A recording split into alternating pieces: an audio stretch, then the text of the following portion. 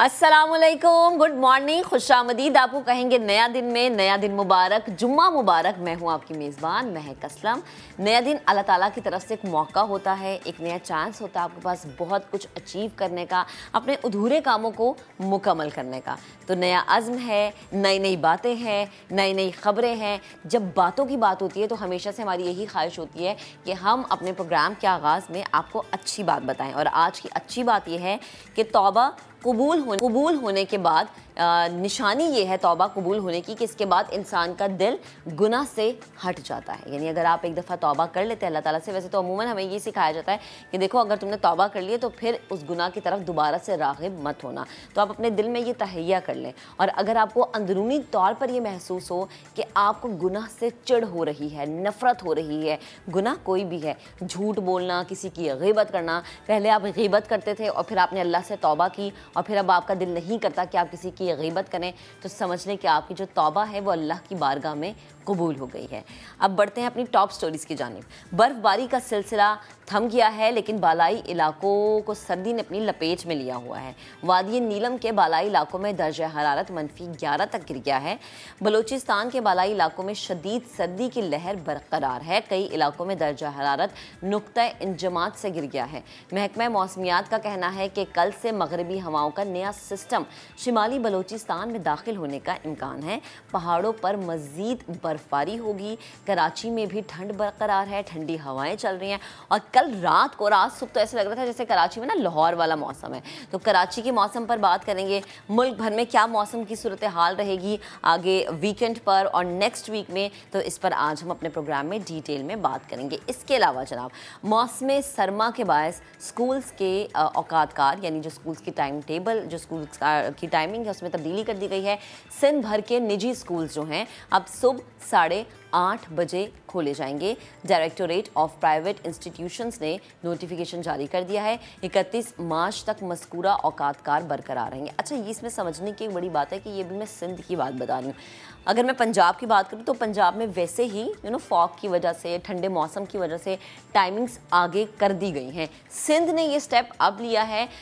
Northern areas में जो schools हैं या विफाक में जो स्कूल्स हैं या जो पंजाब में स्कूल्स हैं वहाँ पर ऑलरेडी टाइमिंग्स जो हैं उसको आगे कर दी गई थी। अच्छा जी, आगे बढ़ते हैं, ज़रा डॉलर की बात करते हैं। कैप हटाने के बाद डॉलर की लंबी छलांग देखने में आई।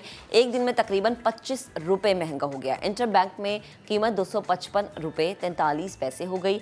ओपन मार्केट में डॉलर 260 रुपये में फ़रोख्त हो रहा है और रुपए की बेकदरी का 24 साल रिकॉर्ड टूटा है। जबकि दूसरी जानिब हुकूमती इक़दामात का असर ये देखने में आया है कि IMF का जो मिशन है वो 31 जनवरी को पाकिस्तान पहुँचेगा। पाकिस्तान में IMF की नुमाइंदा ने इस बात की तस्दीक कर दी है।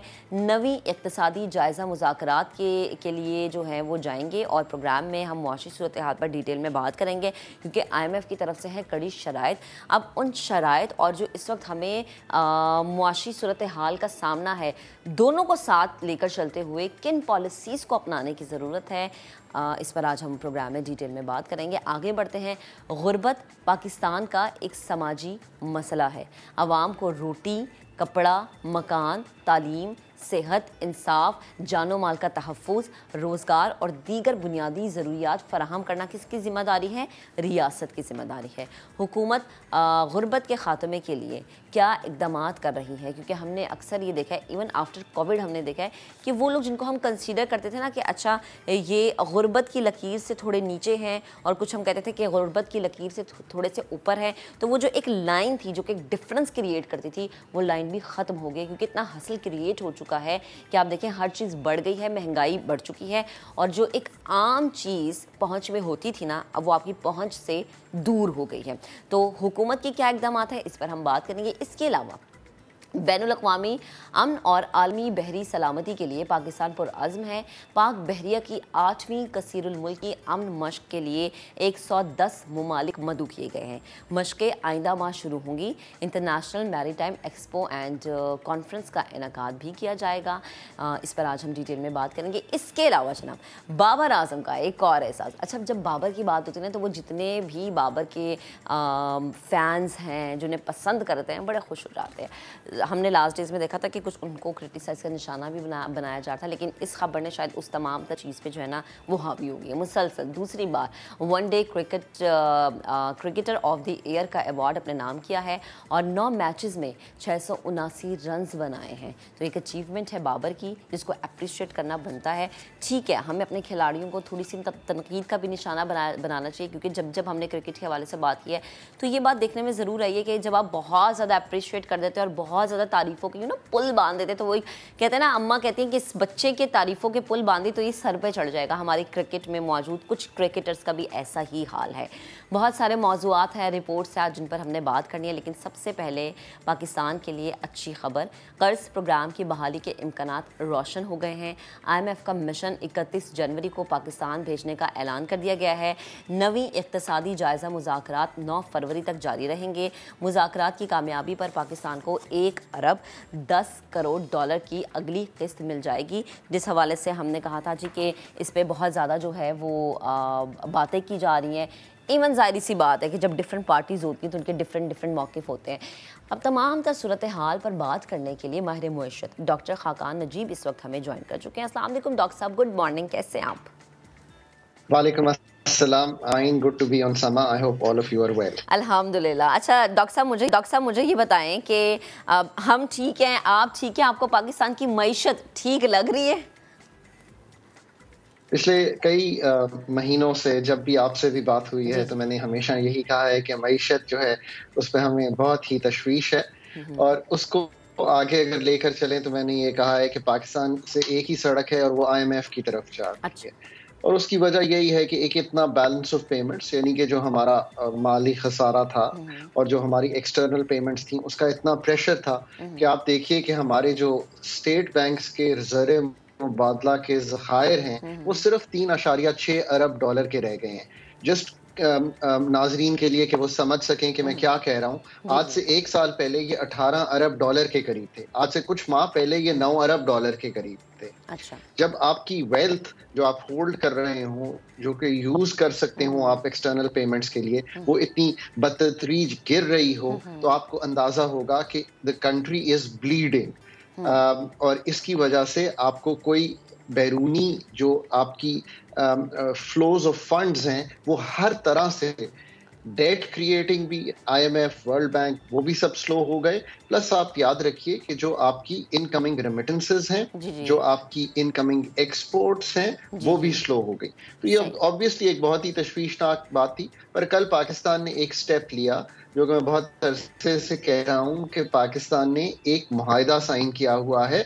आप उसको छोड़ दीजिए कि इंटरनेशनली किया हुआ है, आपने अपने आप में ये तय कर लिया है कि स्टेट बैंक जो है वो मार्केट बेस्ड एक्सचेंज रेट चलाएगा, जिसका मतलब है कि सप्लाई और डिमांड तायुन करेगी। ठीक है। अभी आपको मैंने बताया कि सप्लाई बहुत कम हो गई थी, तो जो रुपए की कीमत थी उसमें एक रद्दोबदल होना था। अच्छा। वो हमने बहुत अरसे से कोशिश की कि हम उस रद्दोबदल को एडमिनिस्ट्रेटिवली रोक सके। पर कल हुकूमत ने, ये खुशाइन बात है, हुकूमत का अच्छा कदम है, मुश्किल कदम है उनके लिए, मैं समझ सकता हूँ इस वक्त, क्योंकि 6 महीने की हुकूमत रह गई है, ऊपर से प्रेशर इन्फ्लेशन का आएगा, बिल्कुल, बट उन्होंने सही कदम उठाया और रुपए की कदर को मार्केट बेस्ड एडजस्टमेंट में जाने दिया, ताकि ये जो सारे प्रेशर्स हैं ये रिलीफ हों।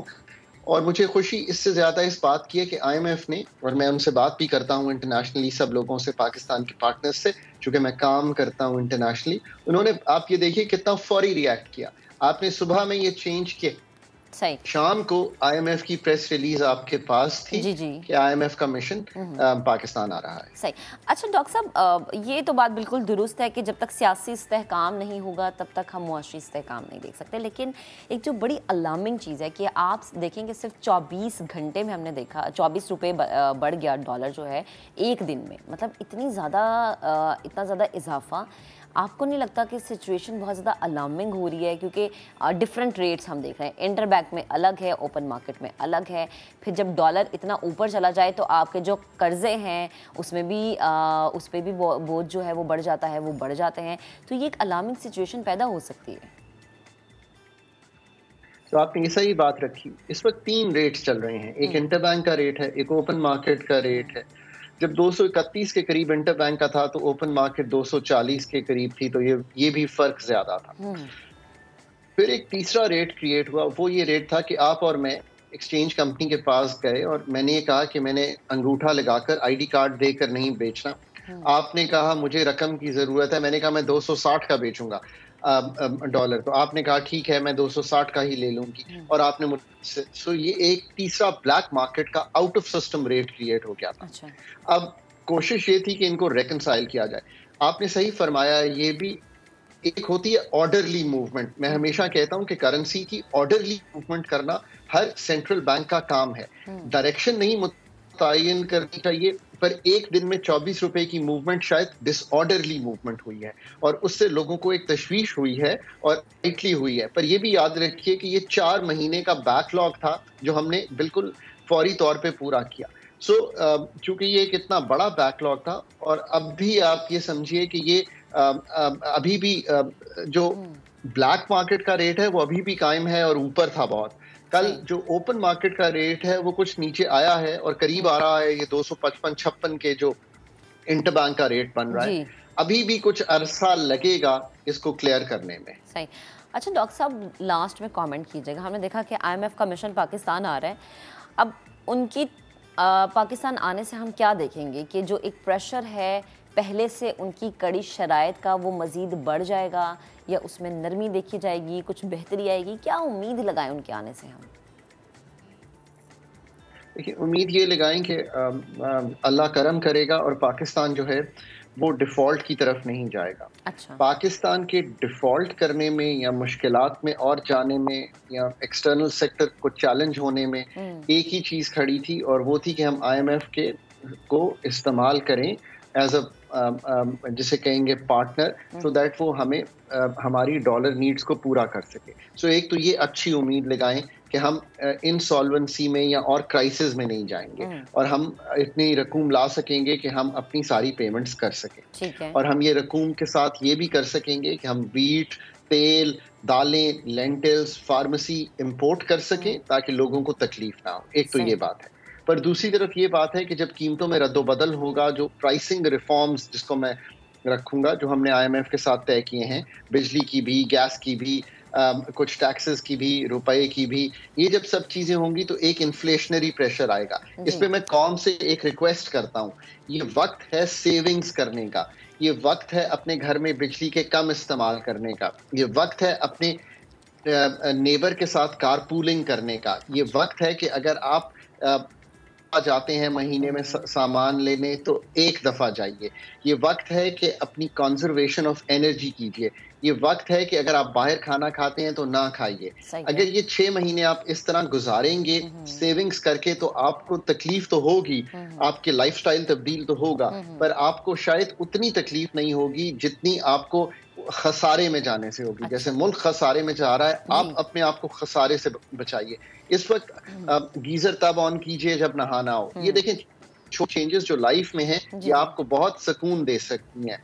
Talking to the people of Pakistan, I think आप अपने रवैयों को तब्दील कीजिए 6 महीने के लिए। आप ये सोचिए कि एक इमरजेंसी लग गई है, उस इमरजेंसी का नफाज आपने अपने आप पर, अपने बहन भाई पर, अपने वालिदैन पर और अपने घर पर और अपने बच्चों पे करना है। मैं तो इसी को समझता हूँ कि आपकी बका जो है वो इसी में है। मुल्क में तो जो हो रहा है वो हमने आपके सामने रख दिया है। सही। अच्छा डॉक्टर साहब, चूँकि ज़ाहिर है हर किसी की ख्वाहिश होती है कि जब मतलब हमारी एक आम आवाम का ये कॉन्सेप्ट है जी कि जब डॉलर बहुत ऊपर चला गया तो महंगाई बढ़ गई, और ये एक ऐसी चीज़ है जिसे हम इनकार नहीं कर सकते। डॉलर नीचे आया तो महंगाई फ़ौरन नीचे आ गई, लेकिन इसमें भी हमें टाइम लगता है ना कि हम आवाम को ये चीज़ सिखाएं या बताएं कि जी डॉलर नीचे आने का मतलब बिल्कुल नहीं होता कि फ़ौरन से महंगाई में कमी आ जाएगी। तो जब डॉलर नीचे आने की बात होती है तो अब तो ये हमारी ख्वाहिश ही रहेगी कि डॉलर नीचे आए। आगे आने वाले वक्त में हम देख सकते हैं कि डॉलर की कीमत जो है वो नीचे आना शुरू होगी, थोड़ी कम होगी, ताकि हम भी थोड़ा सुकून का सांस लें। ये बात आपने इसलिए की कि आप पेट्रोलियम प्रोडक्ट्स, आप एनर्जी प्रोडक्ट्स, यानी कि बिजली भी आप इंपोर्टेड LNG पे चलाते हैं, आप तेल के अलावा दालें मंगवाते हैं, एडिबल ऑयल मंगवाते हैं, वीट मंगवाते हैं, आप हर चीज़ जो एक्सपोर्ट भी करते हैं उसमें भी इंपोर्ट का कंपोनेंट है। इसलिए एक जो इन्फ्लेशन में इंपोर्टेड कंपोनेंट है वो बहुत बड़ा है। ये बात आपने सही रखी सामने। अब देखिए रुपए की जो कदर है डॉलर के विज़ उस पे इस वक्त जो मार्केट बेस्ड एक्सचेंज रेट है उसमें दोनों तरफ मूवमेंट हो सकती है, ऐसा नहीं है। हमने कई दफा देखा है कि डॉलर 240 पे गया और फिर आई थिंक नीचे भी 220 के करीब आ गया था, अभी चंद माह पहले की बात है। अगर पाकिस्तान में डॉलर फ्लोज इंप्रूव कर गए, अगर शॉर्ट रन की बात हो रही है, IMF हो गया, और अगर बाकी पैसे भी, अब ये जनीवा में भी जो बातचीत हुई है वो हमने मेहनत की और आना शुरू हो गए, अगर रिजर्व्स ये जो 3.5 अरब जी ऐसा हो सकता है कि रुपए की कदर जो है उसमें कुछ आपको इस्तेहकाम एटलीस्ट दिखाई दे और थोड़ा सा बेहतर भी दिखाई दे। फॉर द टाइम बीइंग अभी भी एडजस्टमेंट कंप्लीट नहीं हुई है। आई थिंक अभी तो एडजस्ट होना है ऑन द डाउनवर्ड ट्रेंड, फिर दोबारा देखते हैं कि हम कैसे इसको लेके चलें। ठीक है डॉक्टर साहब, बेहद शुक्रिया, आप हमारे साथ मौजूद थे, गुफ्तगू कर रहे थे कि बहुत ज़्यादा ज़रूरत है कि जब डॉलर की कीमत में इजाफा होता है तो आपके जो कर्ज़े हैं वो, उसका जो बोझ है वो बढ़ जाता है। बिकॉज जाहिर सी बात है कि आपका जितना भी लेन देन का मामला है वो डॉलर की सूरत में होता है। और हमने देखा कि जब 24 रुपये का रिकॉर्ड इजाफा हुआ तो जैसे ही डॉलर ऊपर जाता है तो जो हमारी करेंसी है वो नीचे आ जाती है। मुस्लिम लीग नून की गवर्नमेंट जो है सख्त मुआशी फैसले तो ले चुकी है, लेकिन इसमें हमने एक चीज़ ये देखी है कि वो पॉलिसीज़ जो कि हमें चाहिए था कि जिसमें हम थोड़ी सी तब्दीली लाएँ, जिसमें हम थोड़े से मुश्किल फ़ैसले करें, जिसमें हम थोड़ी सी आवाम की बेहतरी के लिए सोचें, हमने शायद वो मुश्किल फ़ैसले बहुत देर में किए हैं, जिसकी वजह से हमने देखा कि एक जो डिफरेंस था ना, जैसे मैंने अपने प्रोग्राम के आगाज़ में बताया था कि गुर्बत, और हम कहते थे जी कि गुर्बत की लकीर से नीचे और ऊपर वाले लोग, तो एक डिफरेंस हो गया है। अब इसके लिए गवर्नमेंट की क्या पॉलिसीज़ हो सकती हैं कि आवाम को, जो गरीब आवाम है स्पेशली, उन्हें रिलीफ दिया जाए, या वो जो बेसिक सहूलियात हैं जो कि एक हर शहरी का हक है, वो चाहे घर है, चाहे तालीम है, चाहे इंसाफ है, चाहे जानो माल का तहफ़्फ़ुज़ है, उसको किस तरह से जो है हमारी मौजूदा गवर्नमेंट देख रही है। तो ब्रेक के बाद फैसल करीम कुंडी साहब हमें ज्वाइन करेंगे, उन्हें शामिल गुफ्तगू करेंगे, लेकिन ब्रेक के बाद stay with us. Welcome back once again. हम सब ने ये चीज़ अब बहुत ज़्यादा सुनना शुरू कर दी है कि गरीब गरीब हो रहा है, अमीर अमीर हो रहा है। दौलत की जो तकसीम है उसका कोई पैटर्न नहीं होता जब मुल्क में, तो फिर ऐसी सूरत हाल देखने में आती है। पाकिस्तान की आबादी की एक बहुत बड़ी तादाद अभी भी गुर्बत की लकीर के करीब या उससे नीचे ज़िंदगी गुजारने पर मजबूर है, और एक बड़ी अलार्मिंग सिचुएशन है कि इसमें इजाफा हो रहा है। आबादी के बढ़ने के साथ साथ गुर्बत के अदाद शुमार में भी इजाफा देखना एक बहुत अलार्मिंग सिचुएशन हो सकती है। पिछले 2 सालों में बढ़ते हुए अफरात-ए-ज़र, खुसूसन अशियाए खुराक की कीमतों में बेतहाशा इजाफे की वजह से भी मजीद लाखों अफराद गुर्बत के करीब पहुँच गए हैं। पाकिस्तान में इस कमर तोड़ महंगाई, गुर्बत का खात्मा कैसे मुमकिन है? क्योंकि ज़ाहिर है जब तक महंगाई ख़त्म नहीं होगी आप अपना लाइफ स्टाइल कैसे बेहतर कर सकते हैं, जो आपकी बेसिक सहूलियात है उसको आप कैसे अवेल कर सकते हैं। अब इसी पर बात करने के लिए वफाकी वज़ीर फैसल करीम कुंडी साहब हमें ज्वाइन कर चुके हैं। अस्सलाम वालेकुम फैसल साहब, गुड मॉर्निंग, बेहद शुक्रिया वक्त देने के लिए। सर, ये जो एक चीज़ अब बहुत ज़्यादा हमने सुनना शुरू कर दी है कि गरीब गरीब हो रहा है, अमीर अमीर हो रहा है, दौलत की जो तकसीम है उसका कोई मुल्क में कोई पॉलिसी नहीं, कोई पैटर्न नहीं, जिसकी वजह से हम देख रहे हैं कि गुर्बत में बहुत ज़्यादा इजाफा हो रहा है। सर, आपको ये बात ठीक लगती है, एग्री करेंगे आप? बिस्मिल्लाहिर्रहमानिर्रहीम। देखें, मैं पूरा तो आपसे एग्री नहीं करूँगा, लेकिन थोड़े हद तक मैं आपसे इस बात पे एग्री करूँगा। देखें, इस इकोनॉमिकल क्राइसिस में और जो महंगाई है इसमें जो है वो डेफिनेटली जो लोअर क्लास और मिडिल क्लास है वो बहुत ज़्यादा अफेक्ट हुआ है। अगर आप इसकी शुरुआत लें, अगर कोविड के दिनों से हम शुरू करें और फिर उसके बाद इकोनॉमिकल क्राइसिस, फ्लड और ये पूरी सिचुएशन जो एक चेंज चल रही है उसकी वजह से जो है मैं ये समझता हूँ कि जो दरमियानी तबका है और जो बिल्कुल लोअर क्लास है वो उससे बहुत ज़्यादा अफेक्ट हुआ है। अच्छा। अमीर तरीन जो अपने अमीर की बात की है वो शायद में भी थोड़े बहुत अफेक्ट हुए हों, और उसके मैं नहीं समझता हुए होंगे, मतलब है कि शायद मैं गलत हूँ, लेकिन उससे अफेक्ट हुए। लेकिन मिडिल क्लास और लोअर क्लास जो है वो बहुत ज़्यादा इससे अफेक्ट हुए हैं। और इस चीज़ को देखते हुए मैं समझता हूँ कि हुकूमत की भी भरपूर कोशिश है कि अपने इकोनॉमिकल क्राइसिस जो हमारे जो है माशी टीम है, हमारी जो हुकूमत है उस पर भरपूर कोशिश कर रही है कि इस चीज़ को जो है बेहतर किया जाए। और हमेशा अच्छी हुकूमत वो होती है और अच्छी पॉलिटिकल लीडरशिप वो होती है जो मुल्क को बहरानों से निकाल, और इंशाअल्लाह ताला ये हुकूमत और इसकी इत्तेहादी जमातें जो है इस मुल्क को बहरान से निकालेगी। सर ये आपने बिल्कुल ठीक फरमाया और इस पर हम मौजूदा गवर्नमेंट की पॉलिसीज़ को जितना अप्रिशिएट करें उतना कम है। अच्छा सर, ये फरमाएगा कि बेनज़ीर इनकम सपोर्ट प्रोग्राम जो है वो इसलिए लाया गया ताकि गरीबों की मदद की जाए, वो लोग जो कि चीज़ें अफोर्ड नहीं कर पाते उन्हें माहाना बेसिस पर जो है वो पैसे दिए जाए। तो सर प्लीज़ मुझे बताएगा कि कितने लोगों को इस वक्त बेनज़ीर इनकम सपोर्ट प्रोग्राम देख रहा है, कितने लोगों की मदद की जा रही है, कितने घरों के चूल्हे जो हैं वो जल रहे हैं?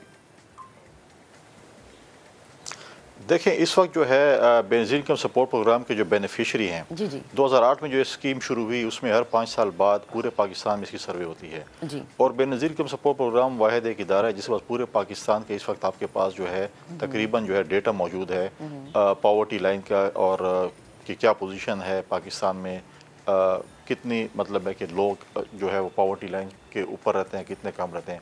इस वक्त जो हमारे बेनिफिशरी हैं 8.7 मिलियन है, 87 लाख बेनिफिशरी जो है इस वक्त बेनज़ीर इनकम सपोर्ट प्रोग्राम के तहत जो है वो उनके मुस्तहिकीनों में से आते हैं, जिसमें हमने एक पॉवर्टी स्कोर रखा हुआ है 32 नंबर का, 32 तक जो है जिसका स्कोर होगा वो उसके और उससे नीचे वो उसके आते हैं।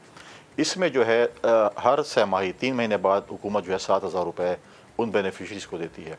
इससे पहले जब फ्लड आया हुकूमत ने हमें एक अदाद-ओ-शुमार दिए, हमारी लोकल गवर्नमेंट ने जो है उसमें लोकल इंतज़ामिया ने PDMA को और PDMA ने NDMA को एक रिपोर्ट भेजी कि ये इलाके जो है सैलाब से बहुत ज़्यादा अफेक्ट हुए हैं।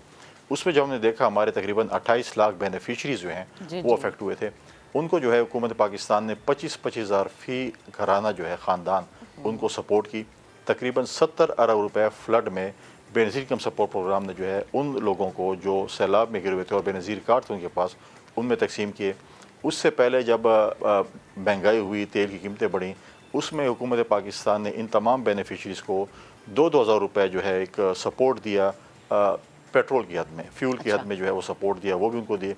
उससे पहले कोविड आया, उस वक्त की हुकूमत में भी दिया। अब जो इस वक्त जो किस्त शुरू है, जो 9 जनवरी से सेमाई किस्त जो शुरू है, उसके साथ साथ बेनज़ीर इनकम सपोर्ट प्रोग्राम के बेनिफिशरीज़ के बच्चों को हमने रजिस्टर किया हुआ है, जो स्कूल जा रहे हैं उनको भी हम जो है वो वजीफ़ा दे रहे हैं और वो तकरीबन उसके भी हुकूमत ने हमें 13 अरब रुपए दिए हैं, जिनकी 2 किस्तें वजीफ़े की जो उनकी है वो हम दे रहे हैं, वो भी हमारी शुरू हैं। लेकिन यहाँ पर मैं आपके सुनने वालों को और देखने वालों को एक अहम मैसेज देना चाहता हूँ कि इन तमाम जो हमारे आप रिटेलर्स के पास जाते हैं, जिसके पास भी जाते हैं, आपके ये 7,000 रुपये जो है ये एक अमानत है जो कि हुकूमत ने आपको देने हैं और आपने उस रिटेलर से 7,000 रुपये से इस वक्त महंगाई की जो सूरत हाल है वो हम सबके सामने है। आटा कहाँ कितने में मिल रहा है ये हम सबको पता है, चीनी, घी, दालें, क्योंकि जाहिर सी बात है जो एक शख्स जो है जो हम जिसको कहेंगे जी गुर्बत की लकीर के करीब भी है, वो बाहर जाके बाहर का खाना अफोर्ड नहीं कर सकता, वो बाहर जाके मार्केट्स में शॉपिंग को या इस तरह के इंजॉयमेंट्स को अफोर्ड नहीं कर सकता। तो सर 7,000 आपको नहीं लगता अमाउंट बहुत कम है? कुछ इसको बढ़ाने के बारे में आप लोग सोच रहे हैं? देखिए, मैं आपकी बात से एग्री करता हूँ कि 7,000 रुपये बहुत कम है।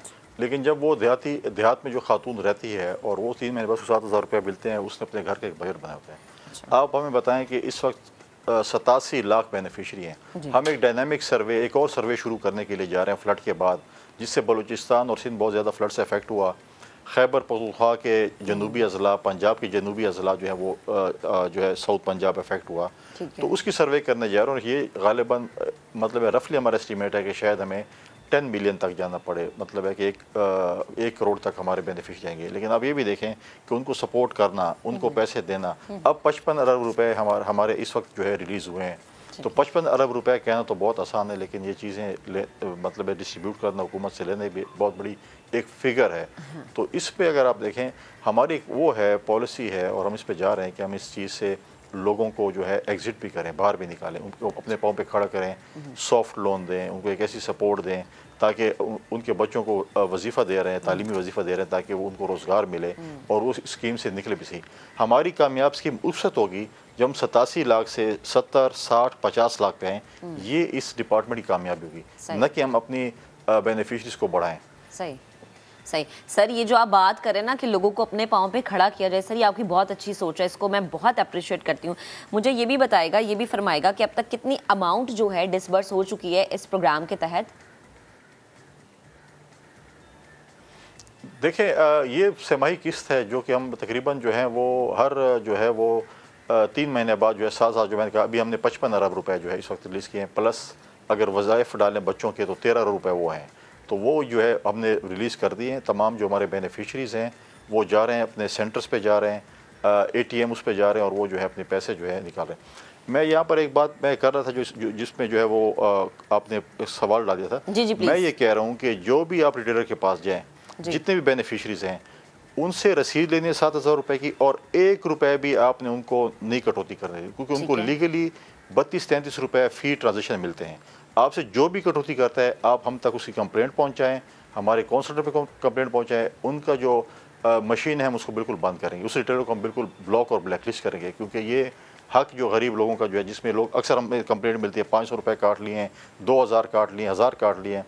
इसके साथ साथ अब हम जो है बैंक अकाउंट खोलने जा रहे हैं बेनिफिशरीज़ का भी, ताकि ये रिटेलर से ख़त्म हो और शफाफियत तो उनके डायरेक्ट डेबिट बैंक के थ्रू हो, जो भी बैंक में अकाउंट खोलना चाहे ताकि हम उनको वहाँ पर डायरेक्ट पैसे दे सकें। ज़बरदस्त ज़बरदस्त। अच्छा सर, मुझे ये बताएगा कि पॉवर्टी एलिवेशन की जो वजारत आपके पास है, यकीनन उस पर एक बेनज़ीर इनकम सपोर्ट प्रोग्राम हो गया, फिर उसमें आगे मज़ीद जो चीज़ें होंगी, मैं चाहूँगी जो इस वक्त लोग हमें देख रहे हैं, सुन रहे हैं, उनकी आसानी के लिए, उनकी तसल्ली के लिए बताएगा कि कोई ऐसा प्रोग्राम आप लोग लेकर आ रहे हो जिसकी वजह से आवाम मज़ीद रिलैक्स हो सके, आवाम को मज़ीद जो है फंड्स मिल सके, गुर्बत में कमी आ सके, कोई ऐसा प्लान पाइपलाइन में है? देखिए 2-3 चीज़ें हैं। मैं जो पॉवर्टी एलिवेशन है उसके अंदर कुछ ऐसे महकमे हैं जो कि इलाकों में जो हैं वो तरक्याती काम अगर कहें, जिसमें क्लीन ड्रिंकिंग वाटर है, जिसमें सड़कें बनाना है, जिसमें गलियाँ नालियाँ बनाना है, वो हमारे मुख्तलिफ इदारे पॉवर्टी इस मिनिस्ट्री के अंदर हैं, पॉवर्टी एलिवेशन की मिनिस्ट्री के अंदर हैं। हमारे पास एक और इदारा है जो कि इस वक्त जो है वो NGPG जो है वो अपने जो है वो बेसिक इनकम सपोर्ट के बेनिफिशरीज़ को सपोर्ट कर रहे हैं थोड़े से सॉफ्ट लोन की सूरत में, लाइफ स्टॉक की सूरत में, ताकि वो अपने पाँव पे खड़े हों। हम इस पे जो है वोकेशनल ट्रेनिंग इंस्टीट्यूट जो खुले हुए हैं, उसमें हम अपने बेनिफिशरीज़ को, उनके बच्चों को हम उस पर ट्रेनिंग दे रहे हैं ताकि वो एक स्किल सीखें, ताकि उनको जॉब मिल सके, अपने पाँव पे खड़ा हो सकें। हमने उनको अपने पाँव पे खड़ा करना है, उनको एक रोज़गार देना है, उनको एक सॉफ्ट लोन देना है ताकि अपने कारोबार शुरू करें और अपने पाँव पे खड़ा और इस एक प्रोग्राम से जो एग्ज़िट जो है वो इख्तियार करें। तो इस चीज़ के लिए हमारा बड़ा फोकस है कि हम इन लोगों को जो है सारी उम्र ये ना कहें कि वो हमारे बेनिफिशरी रहें, बल्कि हम इस पॉलिसी से उनको निकालें और वो अपना रोज़गार शुरू कर सकें। सही। अच्छा फैसल साहब, हमारे पास ना दुनिया के बहुत ज़्यादा तरक्की याफ्ता ममालिक की मिसालें जिन्होंने अपने मुल्क से गुर्बत का ख़ात्मा किया। चीन, जिससे हमारा बहुत ही प्यार भरा रिश्ता है, उन्होंने अपने मुल्क से गुर्बत का ख़ात्मा किया और अब हम देख रहे हैं कि दुनिया के तरक्की याफ्ता ममालिक, बल्कि मैं कहूँगी सुपर पावर्स में से एक है तो गलत नहीं होगा। हमारी आबादी लगभग 30 करोड़ के करीब है। अब इस इतनी बड़ी आवाम में से जो लोग गरीब हैं या फिर हम ये कह लें कि गुर्बत के करीब हैं, उनको कैटर करना, उनकी सहूलियात का ख्याल रखना, जो कि बेसिक सहूलियात हैं। आप भी इस चीज़ से एग्री करेंगे कि ये सहूलियात हर शहरी का हक है और रियासत की ज़िम्मेदारी है कि ये सहूलियात हर शहरी को फराहम की जाए। सर, उसके लिए अपर लेवल पर यानी विफाक के लेवल पर कोई, मैं ये देखूँ कि कोई पॉलिसी ऐसी बन रही है या कोई काम ऐसा हो रहा है जिसमें हम देखें कि रोटी, कपड़ा, मकान या फिर आपकी जानो माल का तहफ़्फ़ुज़ हो जाए, या फिर इसके अलावा कि आपके साथ कुछ ऐसी पॉलिसीज़ अपनाई जाए आवाम के साथ जिसमें जो गरीब आवाम ये शिकवा करती नज़र आती है कि हमारे पास पैसा नहीं होता या अमीर अमीर तर हो जाता है, गरीब गरीब तर हो जाता है, इस तरह को कोई पैटर्न निकाला जाए। इस पर सर काम हो रहा है? बिल्कुल इस पे काम हो रहा है और बहुत जल्द जो है वो प्राइम मिनिस्टर साहब उसको इनागोरेट करने जा रहे हैं। इस पे भी हम बिल्कुल आपने जो बात की, बिल्कुल इसका एहसास है इस हुकूमत को कि हम इस चीज़ के ऊपर जो है वर्कआउट करें। तकरीबन जो है इसका वर्क कंप्लीट है और बहुत जल्द प्राइम मिनिस्टर साहब उसको जो है खुद इनागोरेट करेंगे और इस चीज़ का एहसास है।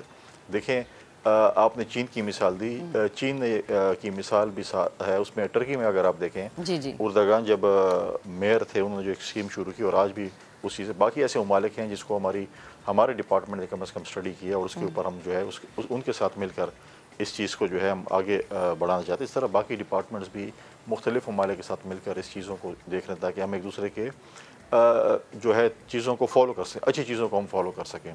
मैं मैंने आपको पहले कहा कि हमारे पास जो बेसिक सपोर्ट प्रोग्राम में जो हमारे पास एक डेटा मौजूद है, इंटरनेशनल डोनर चाहे जो भी हो, वो इस मुल्क में जब आते हैं तो पहले हमारे डिपार्टमेंट से रब्ता करते हैं पॉवर्टी स्कोर के। उनको पता है कि जो डेटा हमारे इस पास मौजूद है इनके पास, ये एक ऑथेंटिक डेटा है और इसी की वजह से वो जो है उसको आगे फिर लेकर चलते हैं। इस तरह हमारे पास वर्ल्ड फूड प्रोग्राम हमारे डेटा लेकर हमारे साथ काम कर रहा है न्यूट्रिशन पे, प्रेग्नेंट वुमेन और बच्चे जो कि 2 साल उससे कम उम्र के बच्चे हैं उनके ऊपर भी जो है वो प्रोग्राम कर रहे हैं। अभी रिसेंटली हमने बेनिज़ियम सपोर्ट प्रोग्राम की तरफ से न्यूट्रिस्टोर का एक पैकेज शुरू किया है जिसमें हम सस्ता आटा, सस्ता घी और सस्ती चीनी उन बेनिज़ियम सपोर्ट प्रोग्राम के बेनिफिशरीज को दे रहे हैं। उनको हमने एक नंबर दिया है, उस पर वो SMS करते हैं, उनको एक कोड मिलता है, वो जब वो जाते हैं तो उनको जो 10 किलो के आटे का थैला वो 400 रुपये में मिलता है, उनको चीनी जो है वो 70 रुपये किलो मिल रही है और 300 रुपये किलो जो है उनको घी मिल रहा है। और उसके ऊपर जो है वो काम हो गया। वज़ीर आज़म और वफाकी हुकूमत ने इस चीज़ का ऐलान किया था और ये स्कीम भी हमने उनके लिए शुरू की हुई है। तो हमारी पूरी कोशिश है कि हम ज़्यादा से ज़्यादा लोगों को सहूलियात दे सकें। सर आपकी सहूलियात और आपने जो ये एक प्लान तरतीब दिया है कि आवाम को सहूलियात मिलें और आवाम को जो है रिलीफ मिले, सर अल्लाह करे ऐसा हो और यकीन करें ऐसा हो जाए तो लोग आपको बहुत दुआएं देंगे, क्योंकि बाकी जितनी पिछली गवर्नमेंट्स थी वादे बहुत ज़्यादा हुए, दावे बहुत ज़्यादा हुए, लेकिन मिला कुछ नहीं। बेहद शुक्रिया फैसल साहब, आप हमारे साथ मौजूद कर रहे थे। हम जरा आगे बढ़ते हैं, आपको बताएं कि जदीद दौर में बिजली और इंटरनेट जैसी सहूलियात के बगैर ज़िंदगी गुजारना एक नामुमकिन सी बात है। आप तसव्वुर भी नहीं कर सकते कि आपके पास इंटरनेट नहीं है, आपके पास इलेक्ट्रिसिटी नहीं है। लेकिन जब बिजली का बड़ा ब्रेकडाउन हुआ गुज़श्ता दिनों, हमने देखा कि पूरे मुल्क में हमने देखा कि लाइट नहीं थी, ब्लैकआउट था। फैसलाबाद के लोगों ने किस तरह से इस चीज़ को देखा और किस तरह से सिचुएशन में डील किया, ये रिदा सिंधु आपको बताएंगे अपनी रिपोर्ट में। सोशल मीडिया के दौर में बिजली, पानी, इंटरनेट और मोबाइल इस्तेमाल किए बगैर लड़कियों का दिन कैसा रहा, आइए जानते हैं। हम लोग बहुत ज़्यादा सोशल मीडिया पे कनेक्ट हो गए हैं। हमें लगता है इसके अलावा कोई हमारी ज़िंदगी नहीं है। मोबाइल की चार्जिंग जब डेड होगी ना, फिर हमें पता चला कि इससे बाहर निकल के भी बहुत कुछ है हमारे देखने के लिए, एंजॉय करने के लिए। मैं कल बहुत जल्दी सो गई और मुझे बहुत मज़ा आया। मैं चाहती हूँ महीने में एक बार ऐसे हो जाना चाहिए ताकि इंसान की नींद पूरी हो जाए। मुझे ये लगता है कि नॉर्मल भी रूटीन में फैमिली के लिए टाइम निकालना चाहिए, लेकिन कल ये था कि क्योंकि और कोई मसरूफियत नहीं थी तो वो एक्सपीरियंस अच्छा था। मिलके बैठे हुए थे, कोई फ़ोन नहीं, कुछ नहीं, बस बातें, लूडो, उस तरह का। एक तरह से मज़ा भी आया, मुश्किल भी थी, लेकिन सही था सब कुछ। ऐसे होना चाहिए, कभी कभी नहीं होना चाहिए। एक सुकून का माहौल था, ना कि ये शोर शराबा और ये सब नहीं था, एक सुकून था। और मेरे ख्याल से थोड़ा सा टाइम आना चाहिए। ये कल काफ़ी टेरेबल था। आई एम हॉस्टलाइज, तो मेरे लिए काफ़ी मुश्किल था। असाइनमेंट्स वगैरह भी करनी होती हैं। किसी ने नींद पूरी की तो किसी ने अपनों को वक्त दिया, मगर ये इलेक्ट्रिसिटी ब्लैकआउट मुईशत पर काफ़ी भारी रहा। कैमरामैन हाफिज अवैस के साथ रिदा सिंधु, समा, फैसलाबाद। चलें जी, ये तो वो सूरत हाल थी जब लाइट नहीं थी, जब इंटरनेट नहीं था, तो लोगों को ये रियलाइज़ हुआ कि हमारे घर में हमारे अलावा भी और लोग रहते हैं जिनसे हमने बात करनी है। हमारे कुछ फ्रेंड्स हैं या फिर डिफरेंट गेम्स हैं जो कि आप मोबाइल पे हर वक्त खेलते रहते हैं। इसके अलावा गेम्स हैं जो कि हमने अपने घर वालों के साथ बैठ कर खेलनी है। लेकिन जब हमारे हाथों में मोबाइल होता है तो क्या होता है, हमारी मेजॉरिटी जो नौजवान नस्ल है वो सोशल मीडिया का इस्तेमाल ज़्यादा से ज़्यादा करते हैं और सोशल मीडिया का ज़्यादा इस्तेमाल नौजवान नस्ल को घर के बड़ों से दूर कर रहा है।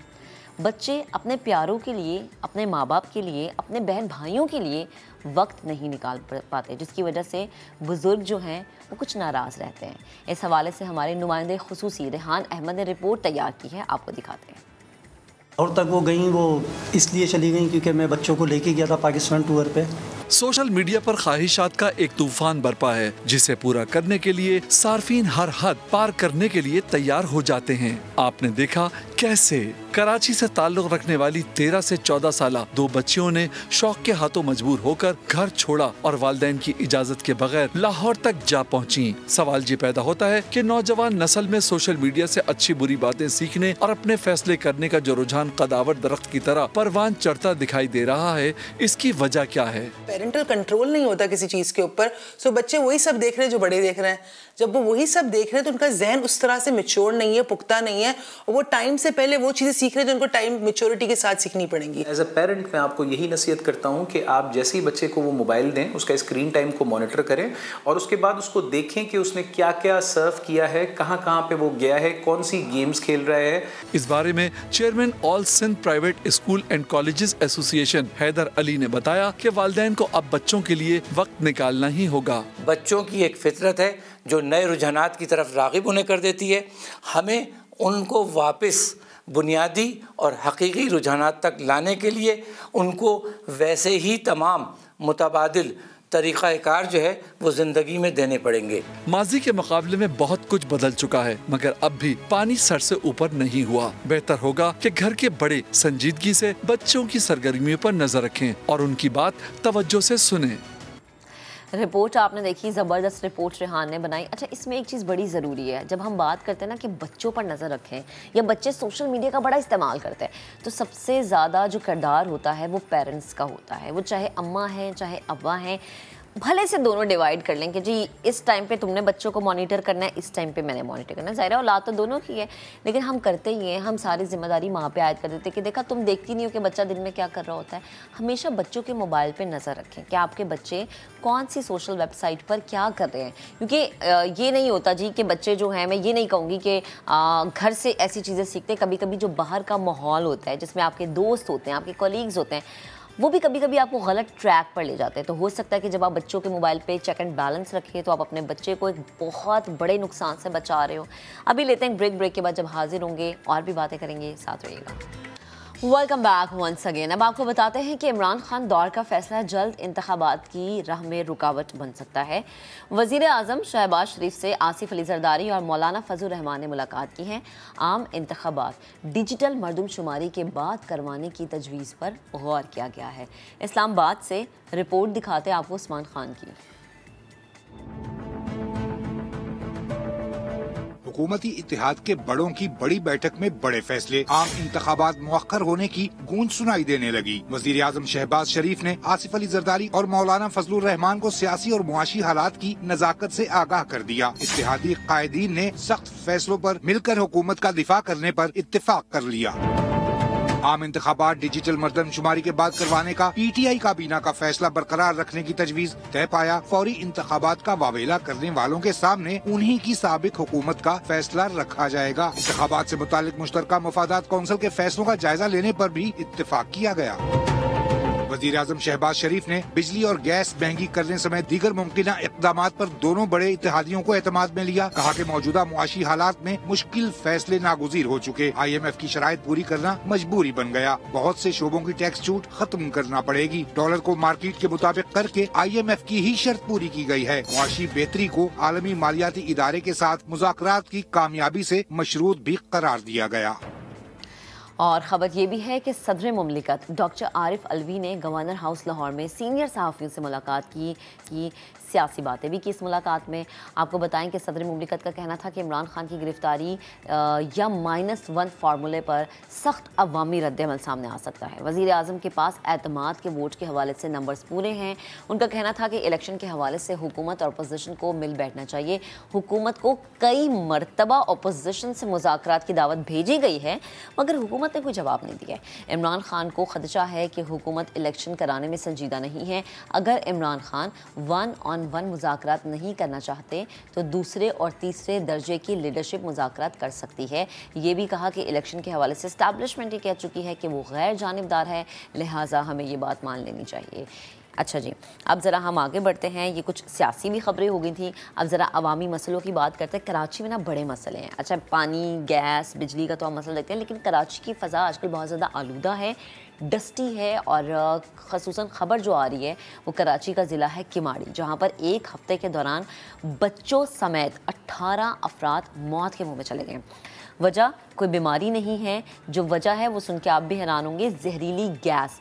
महकमा सेहत की रिपोर्ट ने इस बात की तस्दीक कर दी है। रिपोर्ट के मुताबिक हवा में कीमियाई अज्जा पाए गए हैं जो फेफड़ों को नुकसान पहुंचा रहे थे। मकामी लोग पहले ही इलाके में कायम फैक्ट्रियों के हवाले से कंप्लेन कर चुके हैं कि जो इसका धुआं है वो मौत की वजह बन रहा है। डिप्टी कमिश्नर किमाड़ी ने मवाज कोर्ट में 3 फैक्ट्रियां सील करके 4 अफराद को गिरफ्तार कर लिया है। हामिदुल रहमान रिपोर्ट करें इस मामले पर। कराची का जिला किमाड़ी, जहां गुज़िश्ता दिनों कई घरानों पर कयामत गुजरी। 2 हफ्तों के दौरान मवाज गोट और अली मोहम्मद गोट में बच्चों समेत 18 अफराद मौत की आगोश में जा सोए। मुतासर अफराद को पहले बुखार हुआ, फिर वही मर्ज जान ले गया।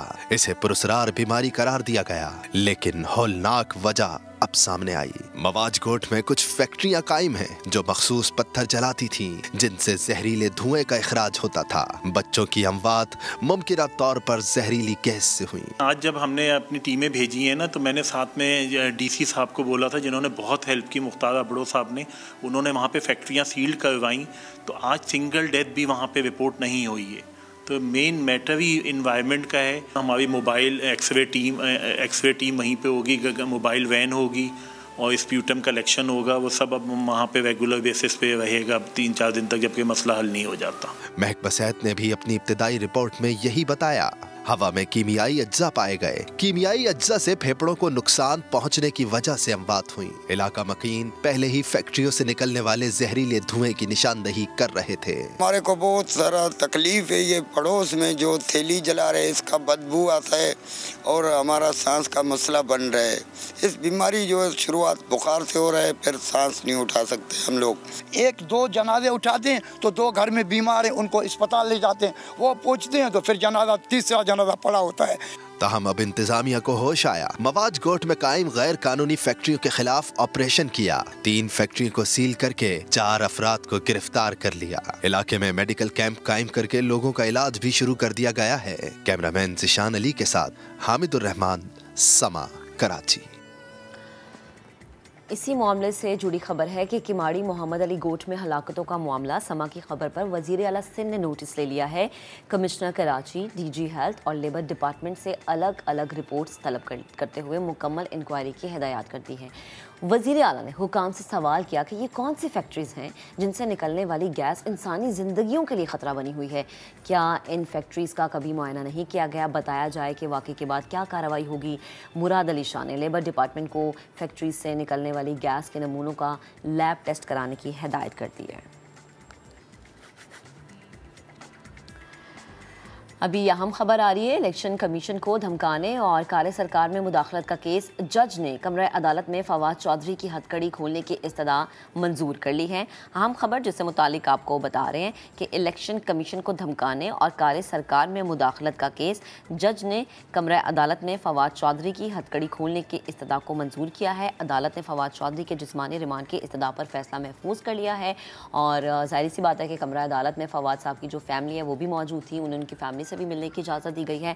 याद रहे कि ये तमाम तर मामला शुरू हुआ था जब इलेक्शन कमीशन के खिलाफ नाजेबा अल्फाज इस्तेमाल किए थे, उन्हें प्रेशराइज करने की कोशिश की गई थी फवाद चौधरी की जानिब से, जिस पर फवाद चौधरी जो हैं वो कुछ अपनी गिरफ्तारी के बाद फ़ख्र महसूस कर रहे थे जी कि मुझे बिल्कुल ठीक मामले पर गिरफ़्तार किया गया है और अपने आप को नेल्सन मंडेला से जो है वो मिला रहे थे, उनके साथ कंपेयर कर रहे थे। तो अभी जो है ख़बर ये है कि उनकी हथकड़ी खोलने की सज़ा को मंजूर किया गया है। ख़बर ये भी है कि इंटरबैंक में अमरीकी डॉलर की पेशकदमी आज भी जारी है। इंटरबैंक में डॉलर कारोबार के आगाज़ में ही 5 रुपये 7 पैसे महंगा हो गया है। कल 24 रुपये एकदम महंगा हुआ और अभी दिन के आगाज़ में हमने देखा कि 5 रुपये 7 पैसे महंगा हो गया। तारीख में पहली बार 260 रुपये से तजावज़ कर चुका है डॉलर की ये ऊंची उड़ान, जो कि काबू में नहीं आ रही। दिन के आगाज़ में 5 रुपये 7 पैसे महंगा होने के बाद तारीख में पहली बार डॉलर जो है इंटरबैंक मार्केट में 260 का हो गया है। So it's again very alarming, क्योंकि जाहिर है जब डॉलर महंगा होगा तो हमारे जो कर्जे हैं उसका जो बोझ है वो बढ़ जाएगा। रिजवान आलम इस वक्त हमें ज्वाइन कर चुके हैं। रिजवान बताएगा, दिन का आगाज़ यकीनन उन लोगों के लिए बहुत अच्छा नहीं हुआ होगा जो कि कारोबारी दुनिया से ताल्लुक़ रखते हैं। 5 रुपये 7 पैसे का इजाफा, क्या डिटेल्स हैं? देखिए, कल भी बहुत बड़ा इजाफा हुआ था। तारीख का सबसे बड़ा इजाफा हुआ था एक दिन में इंटरबैंक मार्केट में भी और मर्केंटाइल मार्केट में भी, और उसी सिलसिले को कंटिन्यू करा आज डॉलर ने। इंटरबैंक मार्केट में आज डॉलर जो है 5 रुपये 7 पैसे कारोबार के आगाज में ही महंगा हो चुका है। तारीख में पहली बार 260 रुपये से भी तजावज़ कर गया है। ये सब 260 रुपये 50 पैसे की जो है बिड वहाँ पे जो है एक्सेप्ट हुई है इंटरबैंक मार्केट में, यानी इस रेट पे फरोख्त हो गया। तो इसके अब जब ओपन मार्केट खुलेगी तो वो फॉलो करती है, यकीनन वहाँ भी रेट बढ़ेगा। ये और ये कारोबारी हजरात के लिए वाकई एक बुरी खबर है। IMF की जो शर्त है कि डॉलर को आज़ाद छोड़े करेंसी मार्केट में, उस ये वजह करार दी जा रही है डॉलर की कदर मुसलसल बढ़ने में, रुपया बेकदर हो रहा है। ठीक है रिजवान, बेहद शुक्रिया डिटेल्स के लिए। अब जरा आगे बढ़ते हैं, बदलते मौसम की बात करेंगे। मौसम बदल नहीं रहा, ठंड ज़्यादा होती जा रही है। खैर बारिशों का जो सिलसिला था वो रुक चुका है, लेकिन सर्दी की शिद्दत में इजाफा हो गया है। वादी कलाम समेत बलाई इलाकों में सर्दी की शदीद लहर है। बर्फबारी नहीं हो रही, लेकिन अगेन वही बात है कि सर्दी जो है वो बढ़ती जा रही है। कलाम में कम से कम दर्जा हरारत -16 डिग्री सेंटीग्रेड रिकॉर्ड किया गया है। दीर में पारा -5, लवारी टनल -12 और कुमराज में -9 डिग्री सेंटीग्रेड रिकॉर्ड किया गया है। अगर जरा बात की जाए कराची से करीब यानी बलोचिस्तान की, तो बलोचिस्तान के कई इलाकों में दर्जा हरारत नुक्ता इंजमात से गिर चुका है। चीफ मेट्रोलॉजिस्ट सरदार सरफराज साहब हमें ज्वाइन कर चुके हैं। मौसम की आने वाले दिनों में क्या सूरत हाल रहेगी, इस पर बात करते हैं। सरदार साहब बेहद शुक्रिया वक्त देने के लिए। Good morning. सबसे पहले कराची की बात, कराची वालों के लिए वीकेंड पर मौसम कैसा होगा, क्योंकि रात को मैंने खुद एक्सपीरियंस किया, बहुत ठंड थी, सुबह के वक्त भी ठंडी हवा महसूस हो रही थी। तो आज का पूरा दिन, आगे जो सैटरडे संडे है, क्या सूरत हाल रह सकती है मौसम की? जी बहुत शुक्रिया। देखिए आज का दिन भी वही सर्द और खुश्क मौसम है, तेज़ हवाओं के साथ दिन में तेज़ हवाएं चलेंगी जैसे कल चलती रही हैं। तो आज भी दिन के यानी 11-12 बजे के बाद स्पीड हो जाती है हवा की। तो कोल्ड एंड विंडी वेदर है आज भी। फिर विंड तो थम जाएगी, लेकिन अभी 3-4 दिन और हैं इस ठंड के एक तरह से, यानी सिंगल डिजिट के आसपास ही। अभी टेम्परेचर कल से कुछ बड़ा है कराची का, आज 9 डिग्री रिकॉर्ड हुआ, लेकिन अगले 2 दिन जो है 1-8 डिग्री या 2 डिग्री और बढ़ सकता है। लेकिन 10-11 इसी रेंज में रहेगा 30 या 31 तक। और उसके बाद फरवरी शुरू होते ही फिर इजाफा होगा, 12-13-14 की रेंज में चले जाएगा रात का टेम्परेचर, और दिन का भी 27-28। तो फिर सर्दी की शिद्दत में कमी हो जाएगी। बलूचिस्तान में एक वेस्टर्ली वेव इंटर होगी आज रात से या कल से, और पहाड़ बलूचिस्तान के बेशतर इलाके जो हैं उनमें कहीं हल्की कहीं दरमियानी इस टाइप की बारिश होगी। कोयटा और ज़्यारत पिशीन साइड पे दोबारा से बर्फबारी का इम्कान है 28 और 29 को बिलखसूस। तो इसलिए मैं कह रहा हूँ कि ये 30-31 तक ये जो कोल्ड वेव है एक तरह से वो चलेगी पूरे सिंध में ही, बशमूल कराची में भी कल मतलब अब्रालूद, जुज़वी तौर पर अब्रालूद कल भी और परसों भी, किसी वक्त जुज़वी तौर पर और किसी वक्त मुकम्मल तौर पर अब्रालूद रह सकता है कल शाम या रात से, और परसों दोपहर तक। और हो सकता है किसी जगह पे कोई इक्का दुक्का जगह पे कोई हल्की सी बूंदें गिर जाएं, लेकिन कोई ऐसा ज़्यादा चांस नहीं है। बाकी अपर सिंध के जो अजला हैं, सखर, लाड़काना, जैकोबा, दादू वगैरह, वहाँ पर हल्की बारिश या बूंदाबांदी वो जो बलूचिस्तान से वेव गुजरेगी उसके नतीजे में हो सकती है वहाँ पर। ठीक है। और फिर ये वेव जाहिर है कि ऊपर पाकिस्तान के शुमाली हिस्सों की तरफ शिफ्ट होगी, तो सेंट्रल पंजाब यानी लाहौर, फैसलाबाद, सरगोदा, मियांवाली और नीचे उसके जो ओकाड़ा, साहिवाल, इन इलाकों समेत होती हुई ऊपर अगले 3-4 दिन वहाँ पर अच्छी बारिश दोबारा से मुतवक्की है नॉर्दर्न एरियाज़ में, और पहाड़ों पर दोबारा से अच्छी स्नोफॉल होगी, बिलखुसूस केपी के पहाड़ों पर, गिलगित बल्तिस्तान, कश्मीर और हज़ारा डिवीजन के जो गलियात का इलाका है, मरी साइड, उस पर भी। सही। अच्छा सरदार साहब, ज़रा अगर मैं बात करूं स्पेशली पंजाब को लेके, क्योंकि पंजाब में हमने देखा कि अभी तक वो खुल के बारिश नहीं हुई जो कि हमने पिछले साल जनवरी के स्टार्ट में एक्सपीरियंस की थी, जिसकी वजह से थोड़े पंजाब वाले परेशान हैं। तो पंजाब में ये खुल के बारिशें जो हैं, अब तो जाहिर सी बात है जनवरी का एंड हो रहा है, हम क्या एक्सपेक्ट कर सकते हैं फेब के स्टार्ट में, मिड में, कब हो सकती हैं? देखिए ये जो एक्चुअली जो सेंट्रल पंजाब और साउथ पंजाब है, लोअर पंजाब का जो लोअर डिवीजन्स हैं या डिस्ट्रिक्ट्स हैं, उनमें इतनी नहीं रही, लेकिन नॉर्थ में यानी इस्लामाबाद और उसके नॉर्थ में जो खिता पोटवार है और इस्लामाबाद और उसके आसपास के जो इलाके हैं, वहाँ पिछला स्पेल भी अच्छा गुजरा था और ये स्पेल भी अच्छी बारिश देगा। लेकिन वही जो सेंट्रल पंजाब और इससे जो डाउन के डिस्ट्रिक्ट्स हैं नीचे जनूब में, यहाँ पर नहीं है कोई इस स्पेल का भी उतना, सिर्फ लाहौर और इसकी गिरदोनवा में है कुछ ना कुछ बारिश। तो जाहिर है जनवरी का तो ये आखिरी स्पेल है, और फरवरी भी अगले 8-10 दिन तक कोई ऐसा खास स्पेल नहीं है। तो ओवरऑल जो विंटर सीजन पूरा यानी दिसंबर से लेके फरवरी तक आप कह लें, जैसे कि फोरकास्ट थी इनिशियली कि ये एवरेज से या उससे कम बारिशें हैं इस सीज़न में, तो दिसंबर भी -30-35% कम हुई थी दिसंबर में, और इसी तरह से जनवरी में भी अभी तक -20 के आसपास जा रही है, -20-22% कम है। तो फरवरी भी इसी तरह से निस्बतन ड्राई है, मतलब एक आध या 2 स्पेल तो हो सकते हैं। अच्छा, वो भी 10 फरवरी के बाद ज़्यादा इम्कान है। अच्छा, ठीक है, सही है। सरदार साहब बेहद शुक्रिया वक्त देने के लिए, गुफ्तगू करने के लिए। बड़ा ज़रूरी है जी कि अभी भी आप जो अपने गर्म कपड़े हैं उनको पैक ना करें, मार्च तक उन्हें अपनी कबर्ड्स में लगा के रखें क्योंकि सर्दी आती जाती रहती है।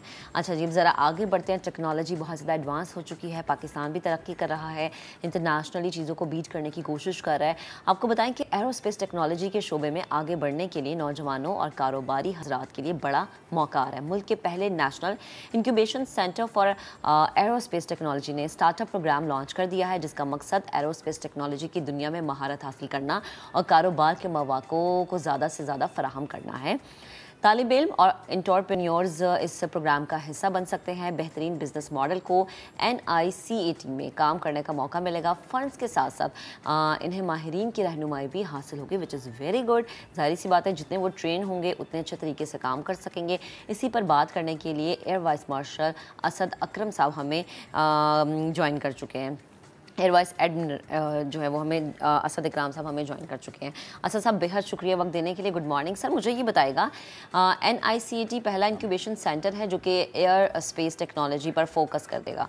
इदारे से मुतालिक प्लीज़ मुझे बताएगा कि ये बेसिकली इदारे के बारे में अगर आम शख्सियत समझना चाहे तो वो किस तरीके से समझ सकता है? अच्छा जी, शुक्रिया जी। बेसिकली इंक्यूबेशन सेंटर्स जो होते हैं ये बनाए जाते हैं ताकि आप चीज़ों को इंक्यूबेट करें। जैसे आप चूज़ों को इंक्यूबेट करते हैं, ऐसा आप चाहते हैं कि वो लोग जिनके पास आइडियाज़ हैं और कुछ करना चाहते हैं, उनको आप लेके आएँ, उनको आप ट्रेन करें, उनको आप बताएं कि जी उस बिज़नेस में या उस टेक्नोलॉजी में किन किन चीज़ों की रिक्वायरमेंट्स होती हैं और फिर रेगुलेशंस क्या हैं, उनको एज अ प्रोडक्ट बनाने की, एज अ सर्विस बना के उनको फिर आगे पेश करने की, ताकि फिर उसमें से वो कमा सकें। ठीक है। और फिर ज़ाहिर उसके अंदर आप चाहते हैं कि जॉब्स भी क्रिएट किए जा सकें। ठीक है। तो ये एक बहुत अच्छा प्रोग्राम है गवर्नमेंट ऑफ पाकिस्तान का जो कुछ सालों से चल रहा है। मिनिस्ट्री ऑफ इंफॉर्मेशन टेक्नोलॉजी जो है उसका एक इदारा है इग्नाइट, वो इसको रन करते हैं। उनके ऑलरेडी 7 इंक्यूबेशन सेंटर्स थे, ये 8वां सेंटर है जो प्राइमरली है for aerospace and deep tech. अच्छा। तो इसके अंदर ये यहाँ पे बनाया जा रहा है रावलपिंडी में, और इसकी खसूसियत ये भी है कि ये पहला वर्टिकल सेंटर है, प्लस इसके साथ बहुत अच्छी कोलैबोरेशन है एविएशन सिटी पाकिस्तान की। वो भी एक गवर्नमेंट के इदारा है जो टेक्नोलॉजी के फ़रोग में काफ़ी काम कर रहा है, और उनके फिर डिफरेंट सेंटर्स बनने हैं पूरे मुल्क के अंदर।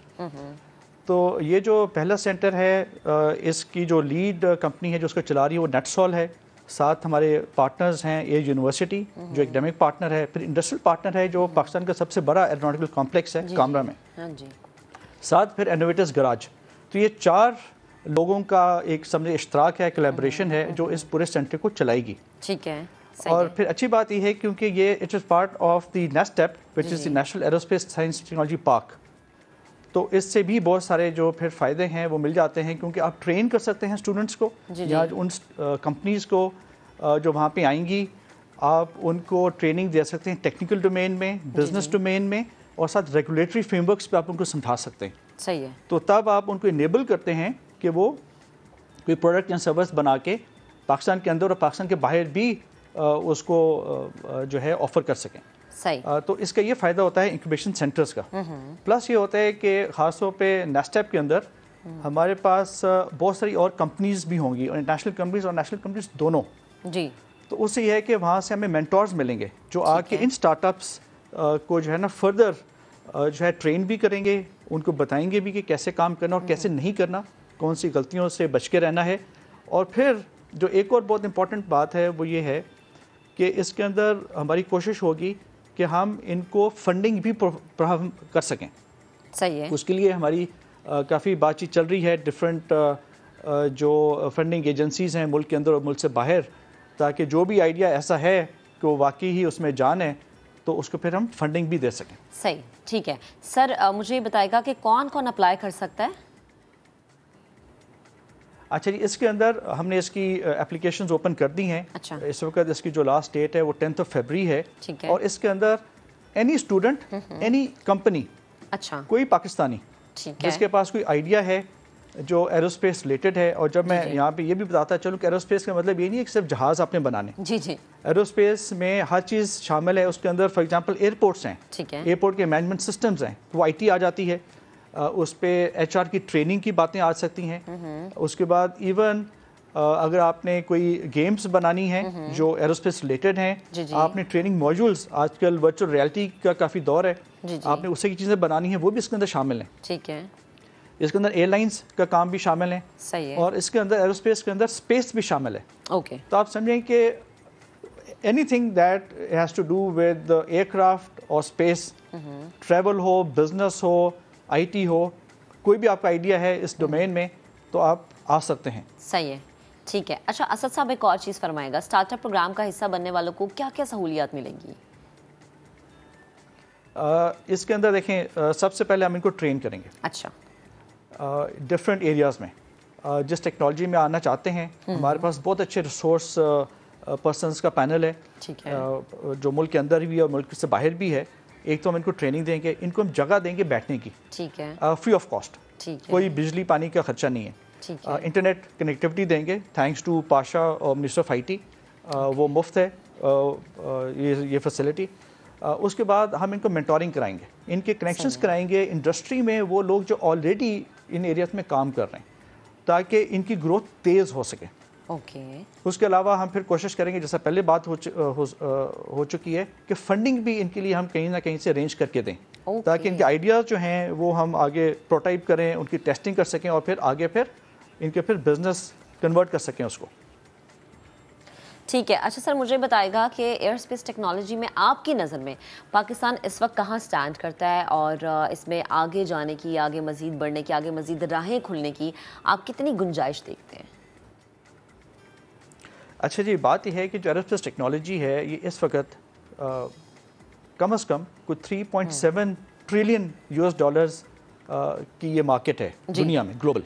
ठीक है, इस वक्त अनफॉर्चुनेटली पाकिस्तान का इसमें हिस्सा ना होने के बराबर है। ठीक है, अब बहुत थोड़ी चीज़ें हैं और वो भी ज़्यादातर जो PSC कामरा है या एक दो और कंपनीज हैं छोटी जो काम करती हैं, जो ग्लोबल लेवल पे ऑपरेट करती हैं, लेकिन बहुत ही कम। इसका मतलब ये हुआ कि हमारे पास गुंजाइश बहुत है। सही, एक तो गुंजाइश बहुत है, दूसरी बात है कैपेबिलिटी हमारे पास बहुत है। कैपेबिलिटी इसलिए बहुत है कि हमारे माशाल्लाह से लोग बहुत होनहार हैं, हमारे पास इंडस्ट्री एग्जिस्ट करती है और ये इंडस्ट्री जो है ख़ास तौर पे आप देखें कि प्राइवेट सेक्टर में भी है और बहुत ज़्यादा इंडस्ट्री अवेलेबल है पब्लिक सेक्टर में। ठीक है, हमारा जो कॉम्प्लेक्स है एरोनॉटिकल कॉम्प्लेक्स कामरा में, उसके अंदर बहुत सारी टेक्नोलॉजी एग्जिस्ट करती हैं। ठीक है, अब बात सारी ये है कि ये जो हमारे स्टार्टअप्स आएँ वहाँ से धागा पकड़ें जहाँ पे ये ऑलरेडी बाकी लोग हैं और इनोवेशन करें। इनोवेशन ये होती है कि आपने कोई नई चीज़ ईजाद नहीं करनी, आपने एग्जिस्टिंग जो चीज़ें हैं उनको इकट्ठा करके आप किसी प्रॉब्लम का सोल्यूशन देना है। ठीक है, और एक वैल्यू एडिशन करनी है। So this is what this whole concept है। गुंजाइश तो बहुत है। आप ये देखें ना 3.7 ट्रिलियन, और ये सिर्फ एविएशन इंडस्ट्री की बात कर रहा हूँ मैं, स्पेस इसमें शामिल नहीं है। जी जी, उसमें से अगर हम टारगेट करें कि हमने 1% बिजनेस उठाना है तो वो भी बहुत सारे पैसे हो जाते हैं, हम अपने लोन जो है वो सारे पे ऑफ कर सकते हैं। सही है, ठीक है सर, बेहद शुक्रिया, आप हमारे साथ मौजूद थे। एयर वाइस मार्शल इकराम साहब हमारे साथ गुफ्तगू कर रहे थे और बड़ा अच्छा लगता है हमें जब हम बात करते हैं कि पाकिस्तान में नई नई चीज़ें शुरू हो रही हैं, नए नए स्टार्टअप्स हम देखते हैं। बस अल्लाह ताला हमें कामयाबी की राह पर इसी तरह से गामज़न रखे। अब ज़रा आगे बढ़ते हैं, अहम खबर आ रही है। पंजाब के निगरां काबीना में शामिल होने वाले 8 वज़रा को महकमे अलॉट कर दिए गए हैं, जिसका नोटिफिकेशन भी जारी कर दिया गया है। इसी पर मज़ीद बात करेंगे, नुमाइंदे खुसूसी जावेद फारूकी हमें ज्वाइन कर चुके हैं। जावेद बताएगा किसको कौन सी वजारत मिली है?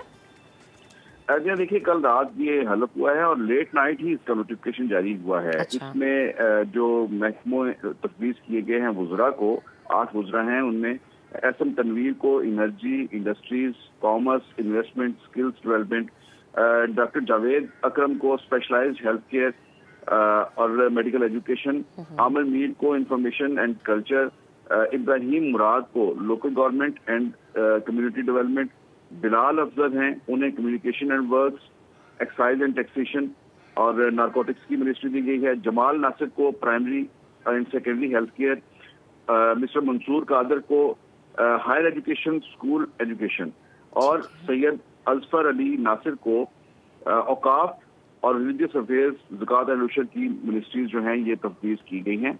और इन वज़रा ने आज ये अपने ओहदों का और अपने दफातर का चार्ज ले रहे हैं। जी ठीक है, बेहद शुक्रिया जावेद, आप मौजूद थे, गुफ्तगू कर रहे थे।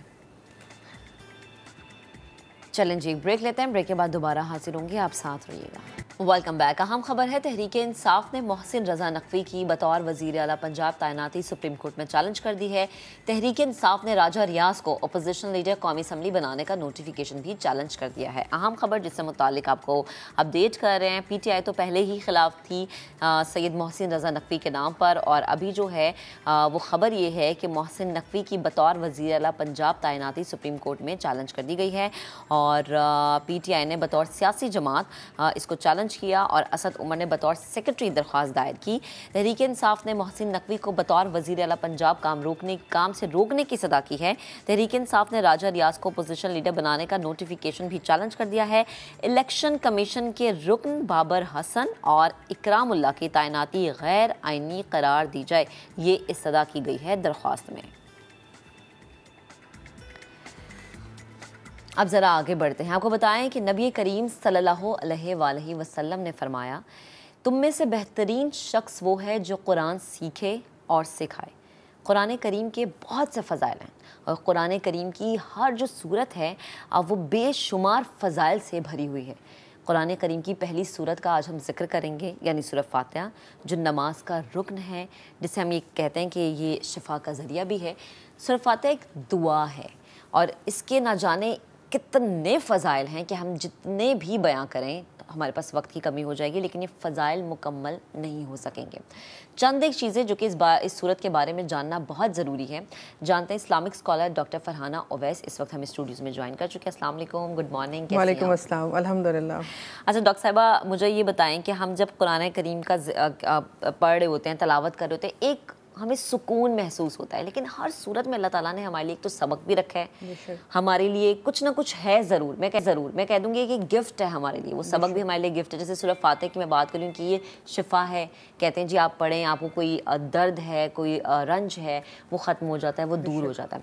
इसके फ़ज़ाइल क्या क्या हैं? बिस्मिल्लाहिर्रहमानिर्रहीम।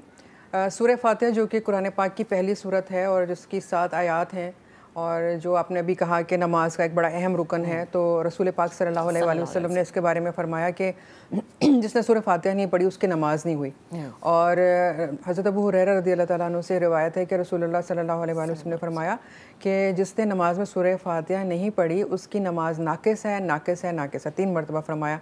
यानी हम हर रकत में नमाज की सूरह फातिहा लाजमी पढ़ते हैं और उसके बाद फिर कोई और सूरत पढ़ते हैं जो कि नमाज में हम जिस तरह से भी जो ऐड करना चाहें अपने तरतीब से, कुरान के हिसाब से या अपनी मर्जी से हम उसको पढ़ सकते हैं, लेकिन सूरह फातिहा जो है वो लाजमी हिस्सा है। ये तो हो गया जो रसूल पाक ने हमें बताया।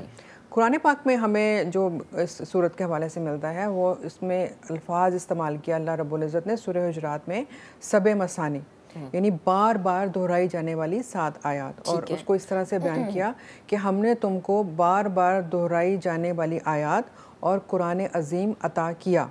यानी इसकी फ़जीलत जो है कुरान पाक में इस तरह से आई। अब इसके बहुत सारे नाम जो हमें रसूलुल्लाह सल्लल्लाहु अलैहि वसल्लम ने बताए कि इसको उम्मुल कुरान भी कहा जाता है, इसको उम्मुल किताब भी कहा जाता है, इसको सब मसानी कहा जाता है, इसको रुकिया कहा जाता है, यानी दम करने वाली सूरत भी कहा जाता है, ये शाफ़ी और काफ़ी भी है। तो इसके बहुत सारे नाम हैं क्योंकि इसकी फ़जीलतें बहुत सारी हैं। अच्छा, एक और चीज़ जो मैं आपको एक हदीस बताऊँ इसकी अहमियत के हवाले से, हज़रत अब्दुल्ला जो है वो बयान करते हैं रज़ियल्लाहु ताला अन्हु, कहते हैं कि रसूलुल्लाह सल्लल्लाहु अलैहि वसल्लम एक मरतबा हज़रत जिब्राईल अलैहिस्सलाम के साथ बैठे हुए थे कि आपको एक बहुत ज़ोरदार आवाज़ सुनाई दी। तो आपने हज़रत जिब्राईल अमीन से पूछा कि ये कैसी आवाज़ है? तो हज़रत जिब्राईल ने ये कहा कि आज जन्नत का एक ऐसा दरवाज़ा खुला है जो इससे पहले नहीं खुला था, और एक ऐसा फ़रिश्ता भी आपके पास आएगा जो इससे पहले कभी नहीं आया था। थोड़ी देर में एक फ़रिश्ता अल्लाह के हुक्म से नबी पाक सल्लल्लाहु अलैहि वसल्लम की खिदमत में हाजिर हुआ और उसने कहा मैं आपके लिए 2 नूर लेके आया हूँ, और वो ऐसे नूर हैं जो इससे पहले किसी और नबी को अता नहीं हुए। और वो नूर क्या है? उन्होंने कहा कि एक है सूरह फातिहा और दूसरा सूरह बकरा की आखिरी 2 आयात जो आमनर रसूलों से शुरू होकर एंड तक चलती है। और उन्होंने कहा कि अल्लाह रब्बुल इज़्ज़त ने कहा है कि जो इन दोनों को पढ़ के या इनमें से किसी एक को भी पढ़ के दुआ मांगेगा जब कुछ भी मांगेगा तो अल्लाह ताला उसको अता फरमाएंगे। यानी ये इसकी फजीलत है कि ये वो नूर है जो अल्लाह रब्बुल इज़्ज़त ने अपने प्यारे हबीब को दिया, और प्यारे हबीब ने उन कुर्बान चाहे उनके कि उन्होंने हमें दे दिया कि देखो ये नूर है, इसको इससे तुम अगर कुछ हासिल करना चाहो तो तुम कर सकते हो। अब हम जब कहते हैं कि ये सूरह शिफा भी है, इसका एक नाम ये भी है, तो एक और वाक़या आपको बताते चलूँ ताकि ये चीज़ भी सब लाजिम समझ लें लोग कि आखिर हम क्यों कहते हैं कि इसको शिफा है। कुछ सहाबा कराम जो हैं वो एक सफ़र में थे जो मदीना की तरफ आ रहे थे। रास्ते में एक जगह उन्होंने क़याम किया, एक बस्ती के करीब, और उनको भूख और प्यास का एहसास हुआ। तो उन्होंने बस्ती वालों से कहा हमें खाने पीने के लिए कुछ दे दो। उन्होंने मना कर दिया कि हमारे पास कुछ नहीं है, हम नहीं देंगे। तो वो बस्ती के बाहर ही एक तरफ आके बैठ गए, सोचने लगे कि अब हम क्या करें। इत्तफाक ऐसा हुआ कि उस बस्ती का जो सरदार था उसको बिच्छू ने काट लिया। अच्छा। तो अब उन लोगों में से जो बस्ती के, उनमें से एक शख्स भागता हुआ इनके पास आया, सहाबा कराम के पास, और कहा कि आप में से कोई ऐसा है जो दम करना जानता हो? तो उन्होंने पूछा क्या हुआ? तो उन्होंने कहा हमारे जो सरदार हैं उनको बिच्छू ने काट लिया है। अच्छा। तो एक साहबी ने कहा कि हाँ मैं जानता हूँ। वो उठे और वो उनके पास गए, उन सरदार के पास, और उन्होंने सूरह फातिहा को पढ़ा कुछ मरतबा, उन पर दम किया, वो शिफा याब हो गए। उस खुशी में बस्ती वालों ने उनको 30-40 बकरियाँ और कुछ और खाने पीने का सामान और कुछ तहाइफ दिए कि इनकी वजह से हमारे जो सरदार हैं वो बच गए।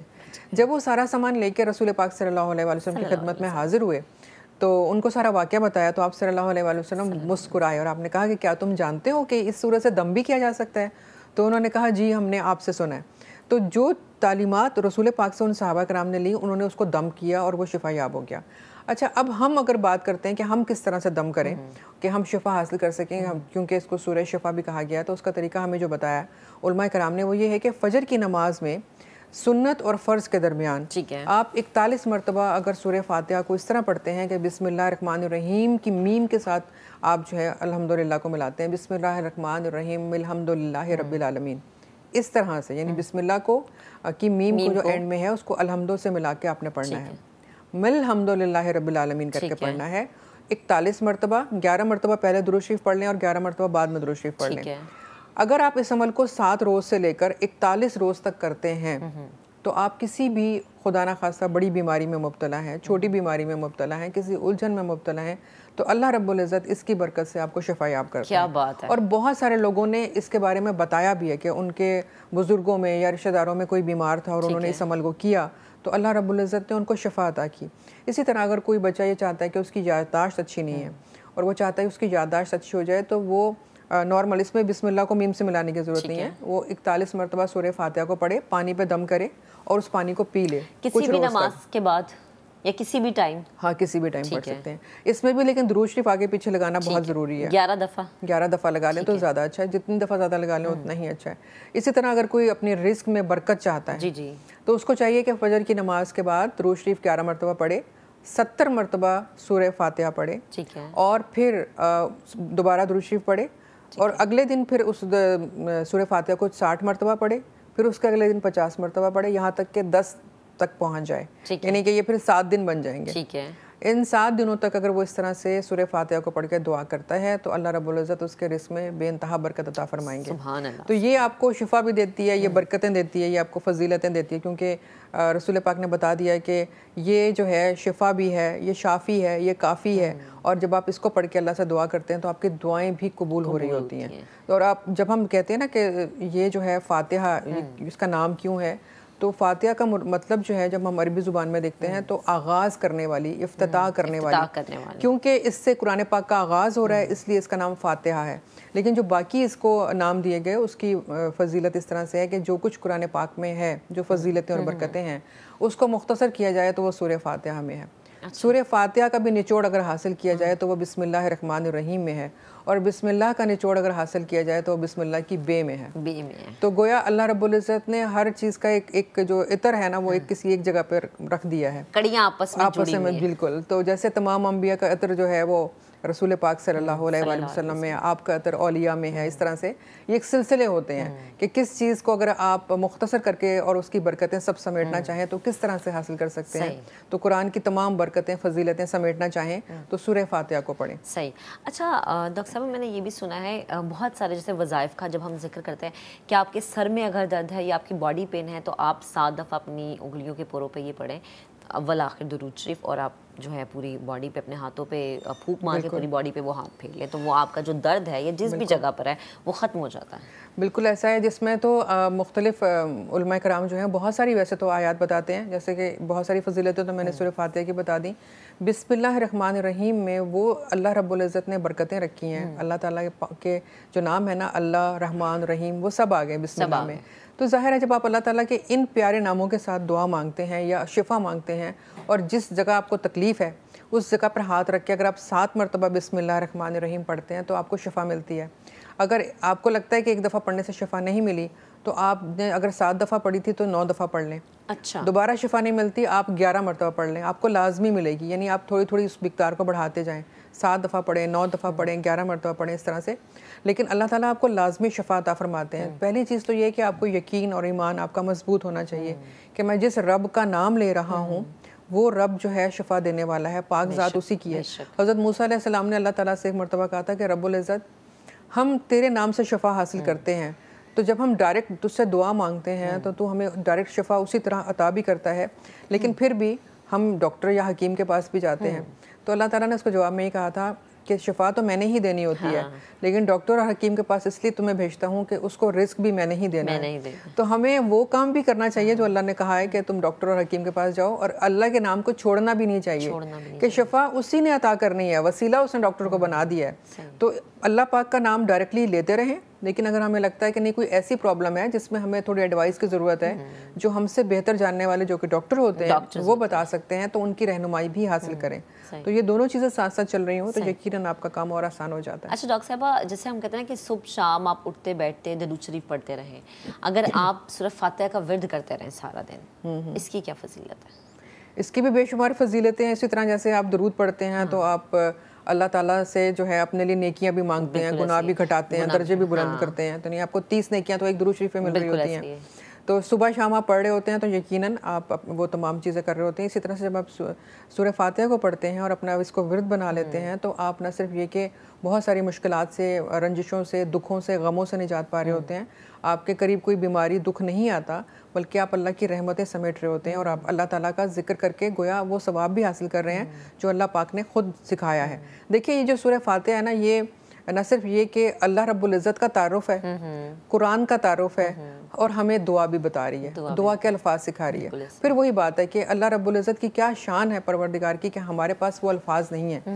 अल्लाह ने अपनी शान और अपने हबीब की शान हमें किस तरह करनी है खुद बताई है। तो ये तरीका जो दुआ का है, जो सूरह फातिहा असल में तो दुआ ही है ना, कि हम हिदायत मांग रहे हैं, हम रहनुमाई मांग रहे हैं, और हम साथ साथ जो इब्तदाई 3 आयात हैं वो तो अल्लाह ताला की हमद, सना और तमजीद की हैं कि हम अल्लाह ताला की बुजुर्गी बयान कर रहे हैं उस तरह से जैसे रब ने हमें सिखाया है।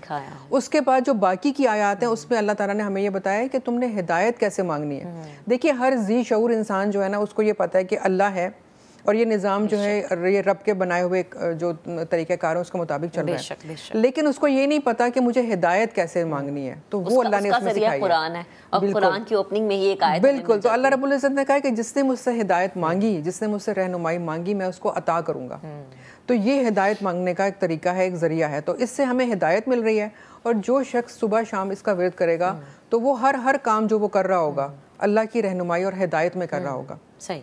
अच्छा डॉक्टर साहबा, एक चीज़ आपने बताई कि 11 दफ़ा दुरूद शरीफ आप पहले पढ़ लें, 11 दफ़ा कोई भी वजीफ़ा शुरू करने से पहले 11 दफ़ा आप एंड में पढ़ लें, या इसकी तादाद आप बढ़ा दें। ये एक ज़रूरी है कि इसकी तादाद ताक में ही हो? देखिए रसूल पाक सल्लल्लाहु अलैहि वसल्लम का इरशाद है कि अल्लाह ताला जो है ना वो ताक है, यानी एक है ना, एक है। तो अल्लाह ताक अदद को पसंद फरमाता है। तो ये जो हम एक बढ़ा देते हैं ना, हम इस बात की वजह से बढ़ा देते हैं। अच्छा। वरना तो देखिए ना, हम वज़ाइफ में 40 मरतबा कहा जाता है, 40 दिन कहा जाता है, तो एक का लफ्ज़ हिंसा क्यों बढ़ा दिया? क्योंकि ताक अदद अल्लाह को पसंद है, ये रसूल ने फरमाया। तो जब रसूलुल्लाह ने फरमा दिया तो बात खत्म हो गई। सही। तो हमें उसको फॉलो करना है। तो या 11 हो गए या 21 हो गए। सही। लेकिन एक चीज़ और बता दूं जो कि वजीफे का और आम जिक्र का फ़र्क क्या है कि जब हम कोई वजीफा करते हैं तो किसी एक वक्त मुकर्ररा पर करते हैं और उसी वक्त को फॉलो किया जाता है और उसी तरीक़ेकार को फॉलो किया जाता है। लेकिन जो अल्लाह का जिक्र है वो हम दिन भर कर सकते हैं, किसी वक्त भी कर सकते हैं, उसकी कैद नहीं है, वक्त की कैद नहीं है। लेकिन वजीफे का ये ख्याल रखा जाए, जैसे मैंने कहा कि अगर आप फजर की नमाज में पढ़ना है तो फजर में ही पढ़ना है, ये ना आप जोहर या इशा में ले जाए कि फिर वो सुन्नत और फर्ज के दरमियान ही पढ़ना है। अगर आप पूरी नमाज पढ़ने के बाद कोई पढ़ रहे हैं वजीफा तो उसके बाद ही पढ़ना है, और वो उसी तरह से उसी मिकदार में उतने ही दिनों में जिस तरह से बताया जाता है, तो तभी उसकी फजीलत होती है। ठीक है डॉक्टर साहब, बेहद शुक्रिया हमारे साथ मौजूद थी, गुफ्तगू करीन थी। तो अपनी ज़िंदगी में मुझे ये लगता है कि सूरह फातिहा को आप शामिल कर लें, उठते बैठते पढ़ते रहा करें, ताकि अल्लाह ताला की तारीफ़ भी बयां हो, आप अल्लाह ताला से दुआ भी एक मांग रहे हैं और आपके अपने लिए जो है एक शिफा का ज़रिया भी बनता रहे। अभी ज़रा आगे बढ़ते हैं, आपको बताएं कि BBA की तालिब इल्म ने तालीम के हुसूल के साथ ही फूड ट्रक में अरबी खानों का स्टॉल सजा लिया है। बाहिम्मत नौजवान इस तालिबा से मुलाकात करवा रहे हैं मुल्तान से मुकर्रम खान। कचहरी चौक मुल्तान पर एंट्री हुई फूड ट्रक की, जहां शहरियों के लिए लज्जत से भरपूर पकवान मौजूद हैं। BBA के तालिब इल्म मोहम्मद वासिफ ने तालीम के साथ साथ फूड का काम शुरू कर दिया। मेरी जो रेसिपीज़ है मोस्टली मैंने खुद क्रिएट की हैं और सब कुछ जो यहाँ पर अवेलेबल है वो होममेड है। कस्टमर्स की तरफ से काफ़ी पॉजिटिव रिव्यू आ रहा है।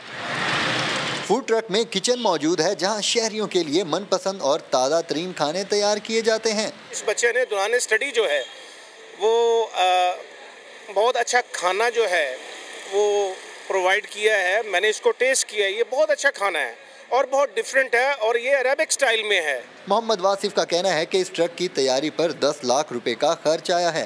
तालीम के असूल के साथ ही इस मिनी ट्रक में खाना बेचने वाला ये शख्स दूसरे नौजवानों के लिए एक बेहतरीन मिसाल है। कैमरामैन अकमल खोखर के साथ मुकर्रम खान, समा, मुल्तान। तो नौजवान तालिब इल्म का ये फूड ट्रक, जब भी आप जाएं तो इस फूड ट्रक का ज़रूर विज़िट करें, मुल्तान जाके यहाँ के खाने ज़रूर खाएं। आज के प्रोग्राम से इतना ही, अब आपसे मुलाकात करेंगे मंडे को। अपना बहुत सा ख्याल रखिएगा। 2 दिन बेस्ट ऑफ नया दिन देखना ना भूलिएगा, फीडबैक दीजिएगा, दुआओं में याद रखिएगा। अल्लाह हाफ़िज़।